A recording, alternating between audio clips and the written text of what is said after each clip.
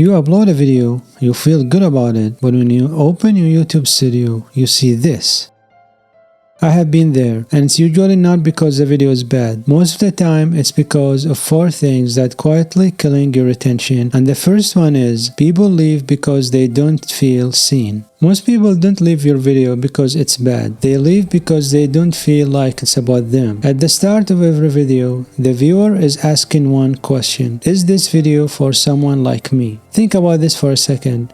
When we open a YouTube video, if the creator starts talking about something we didn't expect or something that doesn't feel relevant to us, we don't wait, we click away and find another video. And that's because we're not just clicking randomly. We are actually trying to find someone who understands our problem or at least understand the pain we are feeling. And if we don't feel seen or understood early, we don't wait for the solution. Now, how do you actually do that? So the first thing you need to do is to show the problem clearly. Say what they're feeling. Show their situation. When someone think that's me, that's when they stay. Now, even if the topic is good, people still leave when the video feel the same for too long. When a video looks and sound the same for too long, the brain gets comfortable and stop paying attention. Not because the video is bad, but because nothing is changing. We have all done this. You are watching a video and you suddenly realize you weren't even listening anymore. And that's usually the moment when people move on. And the fix is simple. When the video starts to feel the same, instead of explaining longer, show something. A quick visual example that supports what you're saying. People also leave when they don't know what's coming next. If the video feels like it's just talking without direction, the viewer doesn't know why they should keep watching. There's no reason to stay. As viewers, we always ask one thing: why should I keep watching this instead of clicking another video? If the video doesn't answer that, we usually leave. So how do you actually fix this?